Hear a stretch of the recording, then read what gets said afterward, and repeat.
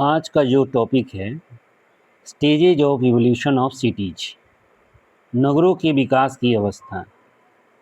जैसे मनुष्य की लाइफ में बाल्यावस्था, युवावस्था, वृद्धावस्था आता रहता है, वैसे ही नगरों का भी बाल्यावस्था, युवावस्था, मैच्योर परिपक्वता तथा वृद्धावस्था से उसे गुजरना पड़ता है। तो नगर भी विकास के विभिन्न अवस्थाओं से गुजरकर चरम पर पहुंचता है। एक छोटा नगर धीरे धीरे विकसित होकर मेट्रोपोलिस और अंतोगत्वा मेगालोपोलिस तक बन सकता है। पैट्रिक गिडिस, जो कि रीजनल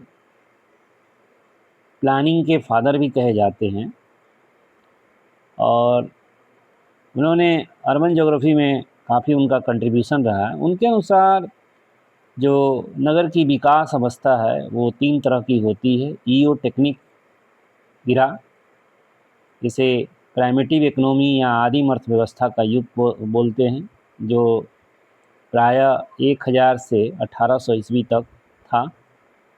दूसरा पैलियो टेक्निक है, ये एंशियंट इंडस्ट्रियल इकोनॉमी है, जो 1800 से 1900 एडी के बीच में रहा। तो प्राचीन औद्योगिक अर्थव्यवस्था का युग इसे कहते हैं, पैलियो टेक्निक को।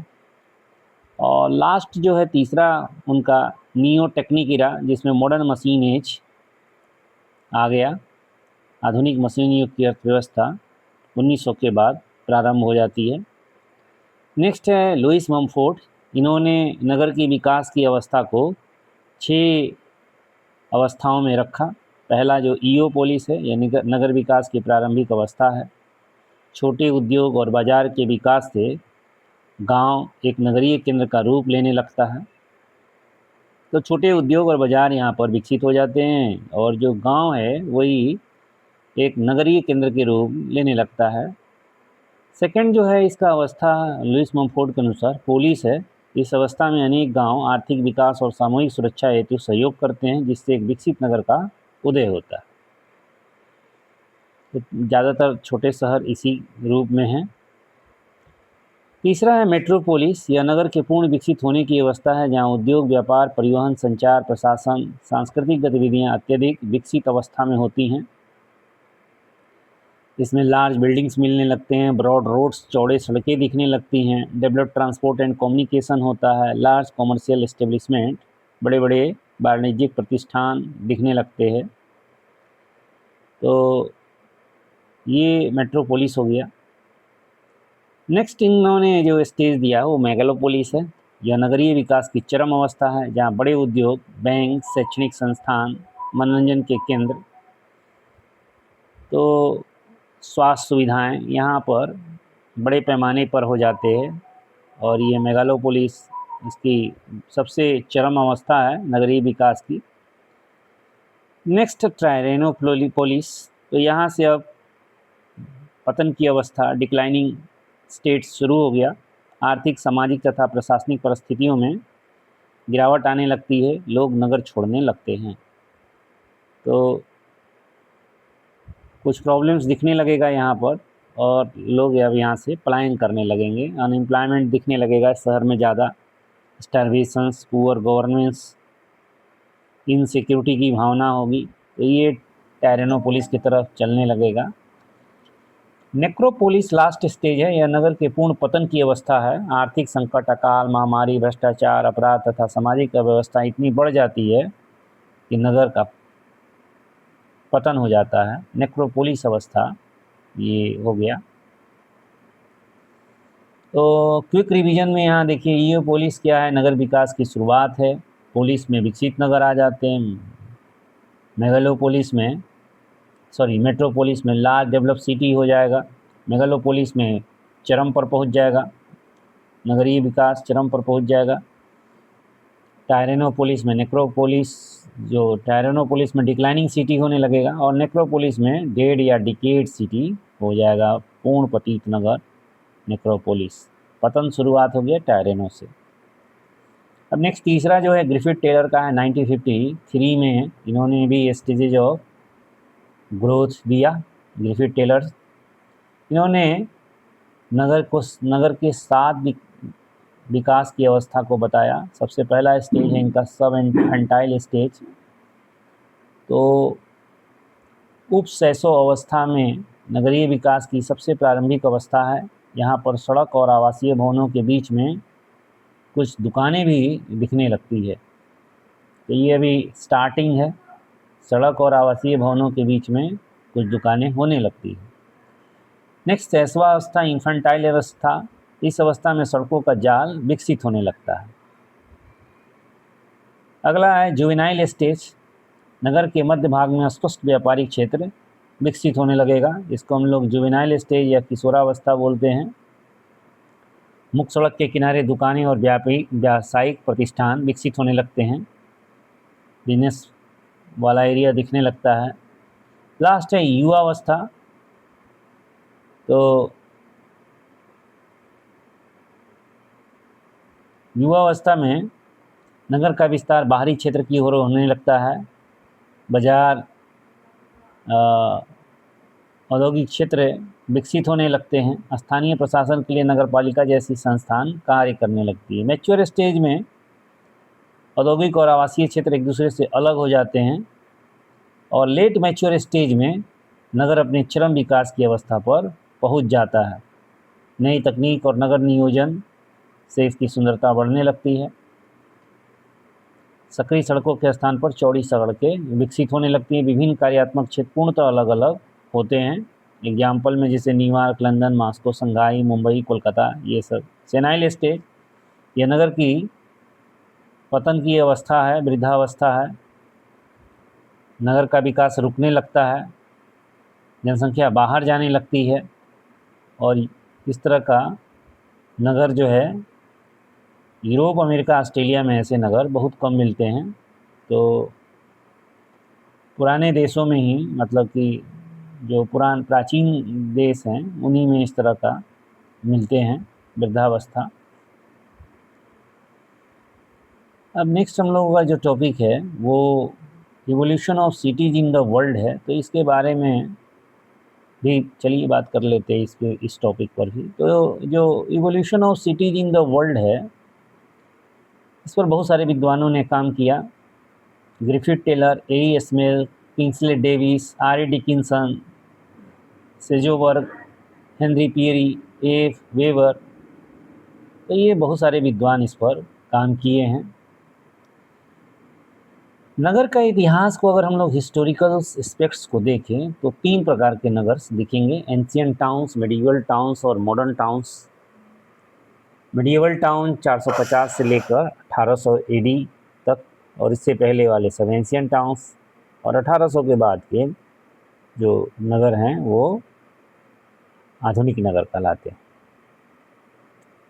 तो किंग्सले डेविस के अनुसार earliest town develop between 600 BC and 500 BC। तो 6000 BC से 5000 BC के बीच में ये डेवलप हुए। और इनकी जो उत्पत्ति का कारण है, उसका मूल कारण जो है नगरीय विकास का, लेखन कला का विकास हो गया, डेवलपमेंट ऑफ राइटिंग, कांस का उपयोग, टेम्पल कल्चर, सोलर कैलेंडर का प्रचलन, तो ये सब शुरू हो गया। और सबसे बड़ी बात है सरप्लस एग्रीकल्चर प्रोडक्शंस होने लगा। तो मेसोपोटामिया में जो प्राचीन सभ्यता है, इराक में पड़ता है ये, कृषि अधिशेष के कारण खाद्यान्नों का संग्रह होने लगा। सरप्लस के कारण खाद्यान्न का संग्रह, संरक्षण, वितरण और विनिमय संभव हुआ, जिससे नगरीय संस्कृति की नींव रखी गई। नदियों की बाढ़ से भूमि उपजाऊ बनी, कृषि उत्पादन बढ़ा, जिससे कि अधिशेष खाद्यान्न उत्पन्न हुआ तथा समाज में 2 वर्ग विकसित हुए: कृषि कार्य करने वाले एग्रीकल्चर पीपल और नॉन एग्रीकल्चर पीपल, गैर कृषि कार्य में लगे लोग। गैर कृषि समुदायों के संगठन ने ही नगरों की उत्पत्ति के मार्ग को प्रशस्त किया। तो जो सरप्लस हुआ, सरप्लस होने से उसका भंडारण करने लगे, वितरण करने लगे, संरक्षण करने लगे, और इसी से नगरीय संस्कृति का नींव रखेगा। मार्केटिंग डेवलप होने लगेगा धीरे धीरे, और कुछ लोग मार्केट में काम करने लगे हैं, कुछ लोग कृषि उत्पादन में लगे रहेंगे, और जो मार्केट में काम बेसिकली कर रहे हैं ना, वही गैर कृषि कार्य लोग ही नगर की उत्पत्ति के लिए रिस्पॉन्सिबल हैं। तो अकॉर्डिंग टू एन कारपेंटर के अनुसार किसी भी नगर के विकसित विकास के लिए अनुकूल जलवायु होना चाहिए, खाद्यान्न का एक्सेस प्रोडक्शन हो, तभी मार्केट में बिकने आएगा, आक्रमण से सुरक्षा होना चाहिए, बाढ़ और प्राकृतिक आपदाओं से सुरक्षित निवास होना चाहिए। इसी तरह से एस बी ग्रास ने शहर के विकास पर बोला क्या कि स्थल और जल परिवहन की सुविधा उपलब्ध होनी चाहिए, शत्रुओं से सुरक्षा उपलब्ध होनी चाहिए, व्यापार के लिए अनुकूल स्थान उपलब्ध हो, विकास मूल रूप से किस पर निर्भर करेगा, खाद्यान्न अधिशेष की उपलब्धता पर, फूड सरप्लस की अवेलेबिलिटी पर, पेयजल की उपलब्धता पर। ये एस रीमर के अनुसार है। तो हर विद्वान, हम लोग चाहे रीमर को देखे, ग्रास को देखे, एन कारपेंटर को देखे, सभी एक बात पर कॉमन है कि फूड सरप्लस की उपलब्धता ने ही मार्केट में सामान को बिकने दिया। और नॉर्मली हम लोग जानते हैं कि बिना पेयजल की उपलब्धता के मनुष्य वहाँ पर अधिवास नहीं बनाएगा, और इसी तरह से परिवहन की जब तक सुविधा नहीं होगी, मार्केट डेवलप नहीं होगा। तो किसी भी नगर के विकास में ये सब ज़रूरी है, फूड सरप्लस हो ताकि मार्केट में बिकने हैं, ड्रिंकिंग वाटर अवेलेबिलिटी हो, वहाँ ट्रांसपोर्ट कम्युनिकेशन की फैसिलिटी हो। ये सभी में लगभग कॉमन हम लोग को देख, चाहे रीमर हो, ग्रास हो, और सिक्योरिटी का बात होना ही चाहिए। तो प्रारंभिक नगरों की उत्पत्ति के संदर्भ में दो प्रकार की थ्योरी है। उसमें एक मेसोपोटामिया ओरिजिन थ्योरी है। इसके अनुसार पहले जो सभ्यता है, पहली जो विकास है सभ्यता की, मेसोपोटामिया के उर्वर अर्धचंद्राकार क्षेत्र में हुआ, यानी कि फर्टाइल क्रेसेंट ऑफ मेसोपोटामिया में सबसे पहले नगरीय संस्कृति का जन्म हुआ। और उसके बाद यह नील घाटी, यानी कि नील वैली, इंडस वैली, सिंधु घाटी, हांगो की वैली, चाइना और यूरोप, मेसो अमेरिका, इन सबों में फैला। एक तो ये विचार है कि पहले सब सभ्यता कहाँ आई, मेसोपोटामिया में आई, उसके बाद इन सब क्षेत्रों में नील घाटी, सिंधु घाटी, हांगो की घाटी, यूरोप, मेसो अमेरिका में आया। दूसरा थ्योरी इंडिपेंडेंट ओरिजिन थ्योरी जो बताता है, इस मत के अनुसार नगरों का विकास विश्व के विभिन्न भागों में लगभग एक ही समय पर स्वतंत्र रूप से हुआ। तो एक ही साथ विभिन्न भागों पर नगरीय विकास हुआ। अब वीडियो को यहीं तक रखना पड़ेगा, और नेक्स्ट वीडियो में हम लोग जो पुरानी सभ्यता हैं और इसी तरह से मध्यकालीन आधुनिक नगरों के बारे में अध्ययन करेंगे। Thank you.